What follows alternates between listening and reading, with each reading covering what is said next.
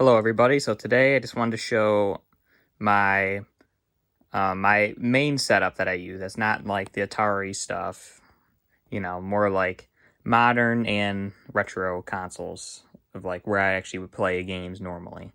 So I just want to kind of go over what all's, here in terms of hardware and, how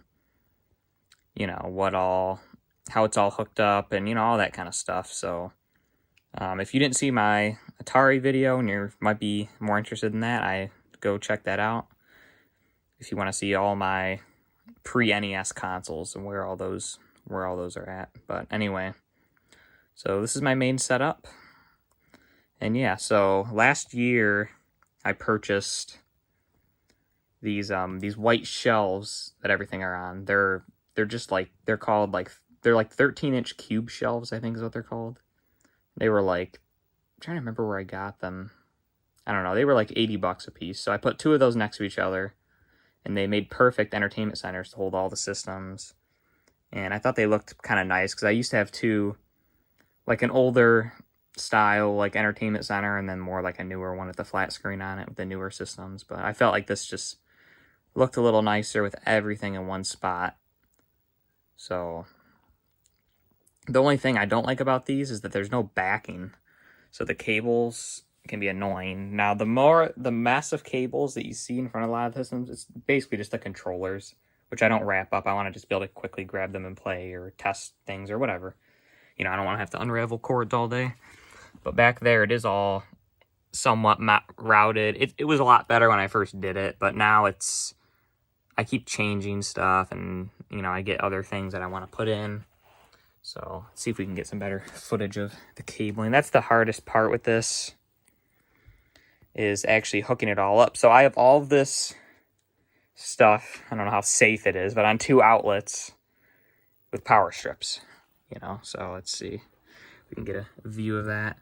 So there's all the cords going into, there's the wall, and then there's a big black power strip down there with a lot of the stuff in it. And then there's a little just normal power strip, all full. There's no room left for anything else. They're somewhat quality power strips, I think. So, and then over here, this is all the retro stuff. So this one I can turn off if I want easily, like that power switch, boom. Then all of, basically anything that's hooked up to the CRT would be powered off. So that's pretty cool. I do that.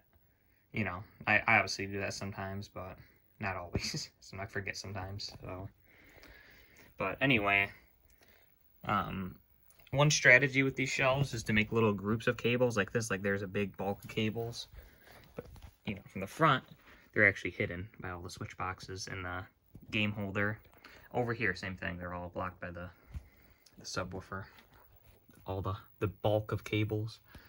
So then it actually doesn't look bad, and you don't really think about it, Once it's set up for a couple weeks, you really don't think about the cables, But anyway, so for the modern stuff, I have a Vizio, well, for TVs, I have a Vizio 4K television that I actually got for free at a yard sale because they said that the sound didn't work.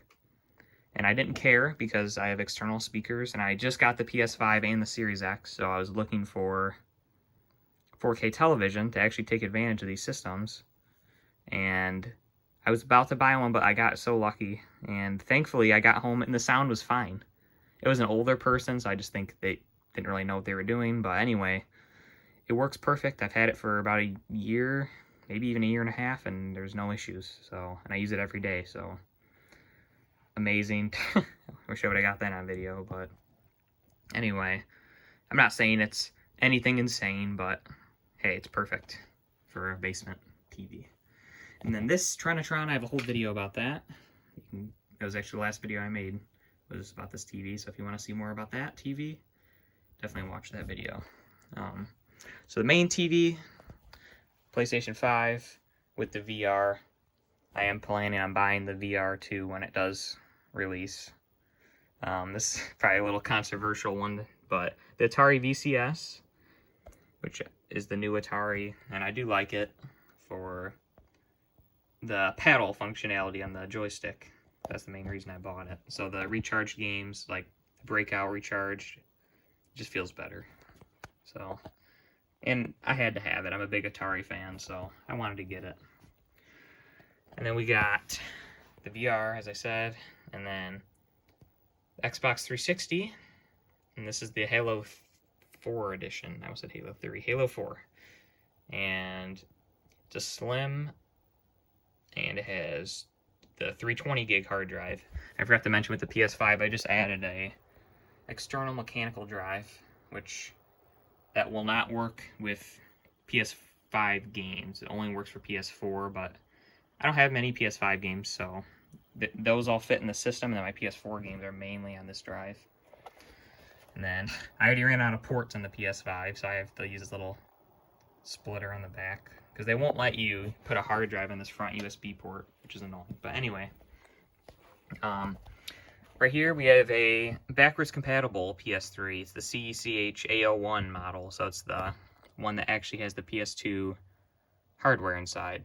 So it does great backwards compatibility, even though I never use it for that. So I'm thinking of, you know, it runs really loud, and, you know, I haven't repasted it or anything. It's mint, and it has the original box with it as well that I have.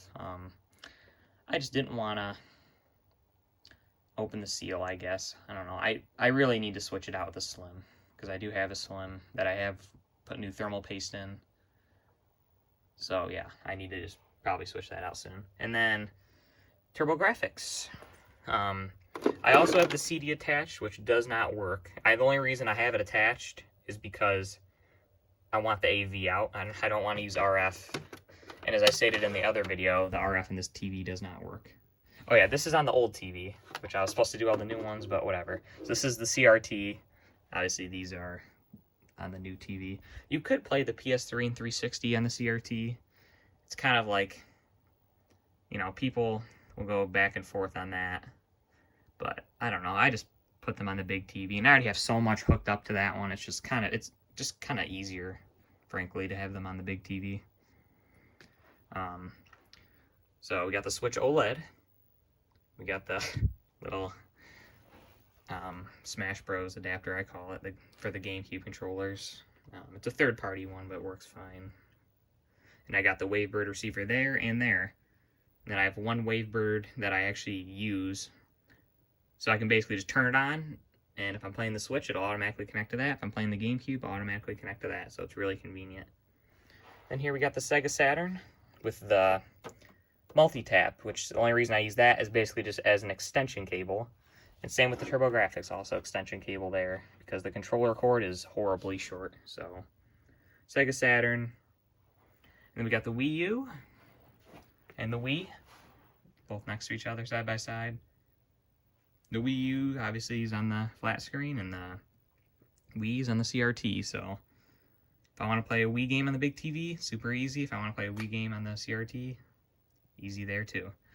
Then this is my subwoofer. It's just the matching one that, for my sound thing over here, the receiver. So I have all of this stuff hooked into that receiver. It's off right now. That's why we're not getting any sound from either of these. And then between a switch, like, you just hit the buttons and you can switch between everything on this TV and then the other buttons, everything on this TV. So it's super simple to have your audio, because I can't stand the internal speakers, especially on flat screens. They're so garbage. So yeah, I use external sound. So, and for my external speakers, I have these Bose. They're like AO1 or something, I forget, but there's something that's pretty nice. I have two of those, one on each side. Obviously they're pretty far apart, but I'm not like a super picky person when it comes to audio. As long as it's decent, I'm fine with it. Xbox Series X between the CRT and the modern TV. So any console, I forgot to mention this, that connects with internet besides these two, because I don't use the internet on them, and the Wii, it doesn't even matter. So everything else is hooked up through Ethernet with, I'll focus in on this area later, but anyway, yeah, I'll talk about that later, but it's all on the Apple Airport right there. So we got our GameCube, again with the Wavebird receiver. My other memory cards are upstairs. This actually isn't even the one. I just used it temporarily. I have another kind of setup upstairs that I sometimes use, and that's where that memory card is right now. But yeah, this GameCube's pretty nice. It has the Game Boy player, which is why I have this Game Boy Advance here with the link cable. So if I want to play Game Boy games, I can play them with the actual Game Boy. And the screen's in horrible shape, but I don't really care because I'm literally just using it as a controller. And a Game Boy Pocket here, if you want to be more classic about it. And an extra Wavebird in case someone else wants to play the GameCube. And then we have a slim PS2. And I've had horrible luck with PlayStation 2s.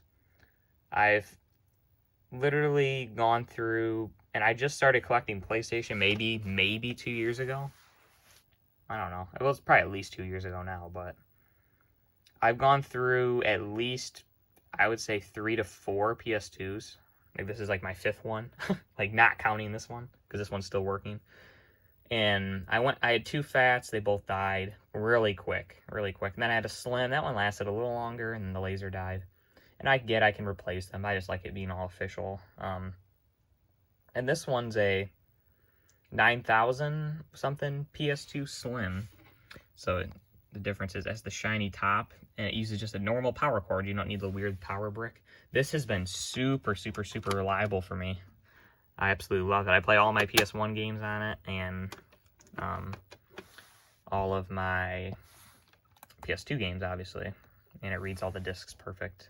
So, yeah, I've had this been going for a while, so hopefully it keeps going. Reads games super quick.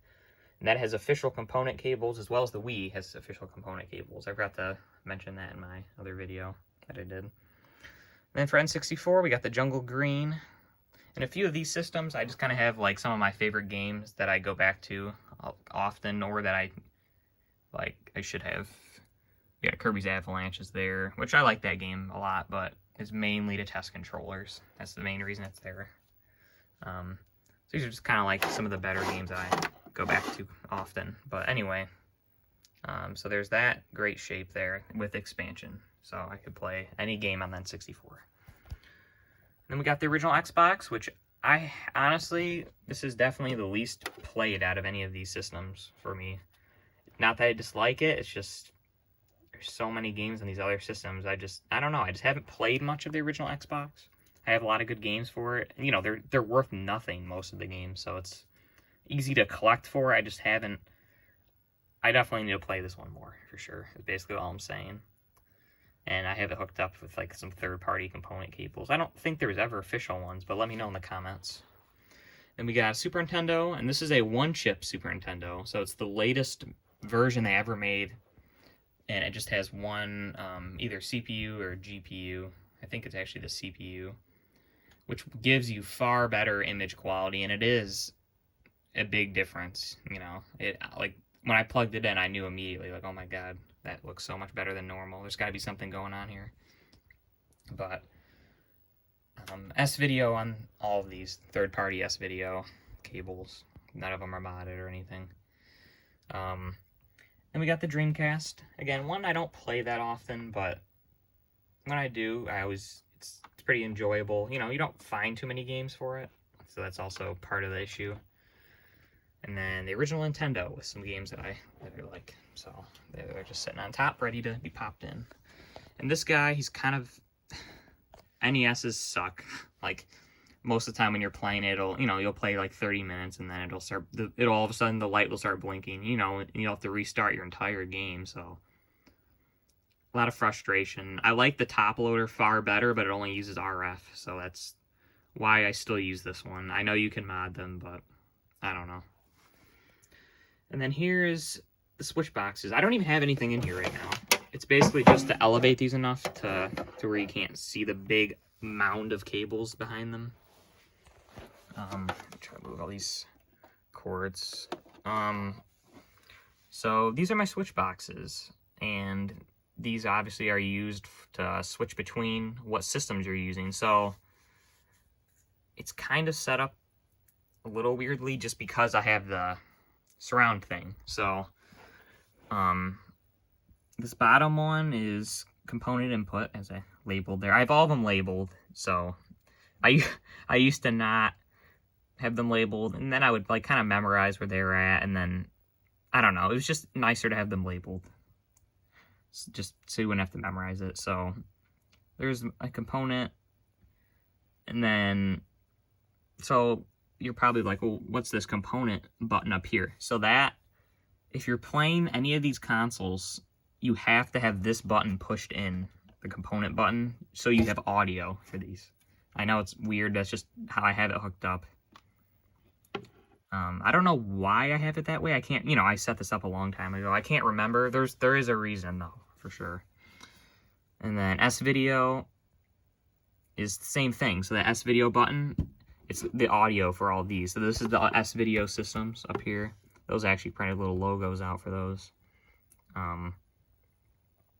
Yeah, so you just hit the button, and then you make sure the S-Video is pressed, and you'll get audio and video. And then, so here's all the systems all laid out here. So that's all those. And then the Apple Airport. So it is also Wi-Fi, which I don't care. Well, I do use it for testing because the Wi-Fi password's really easy compared to the company one that we have for our main router, but I use it for Ethernet, so it splits out all the different Ethernet into all the consoles. So there they all are there, and then there's the back, all the cords all going into those boxes. And we actually have one space for S-Video. I would like to get S-Video for the Dreamcast.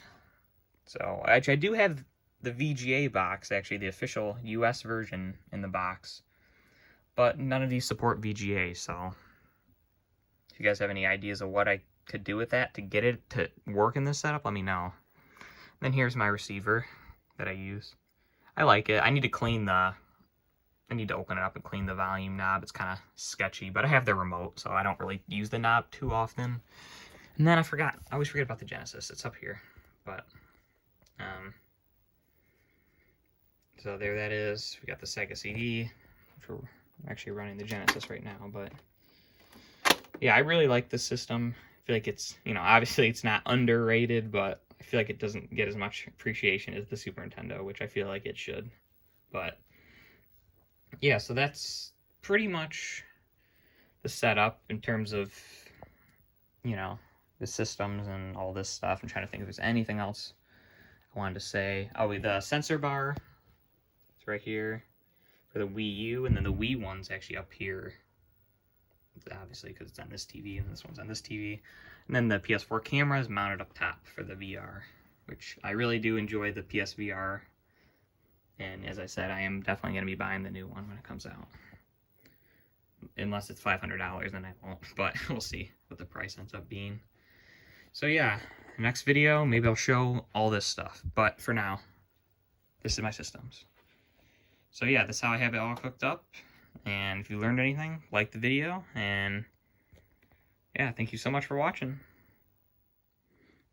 Oh yeah, so I guess I probably should talk about the controllers that I actually use. So here's all the wireless controllers. Here they all are. For all the systems. I like these little charging docks for the ones that have batteries, so I can plug them in and just have them all ready. So yeah, that's all the main controllers. And then I just kind of have them all, the power things down here, and then you plug them in for, you kind of have to be prepared, I guess. So there's the Series X controller, the Oculus Quest 2, and yeah. And then in here, if anyone else wanted to join in on any of these older systems, this is full of controllers. I'm not going to open it, but yeah, so those are just all like the Player 2 controllers, I guess you could say. Alright, so if you guys enjoyed this, again, thanks for watching.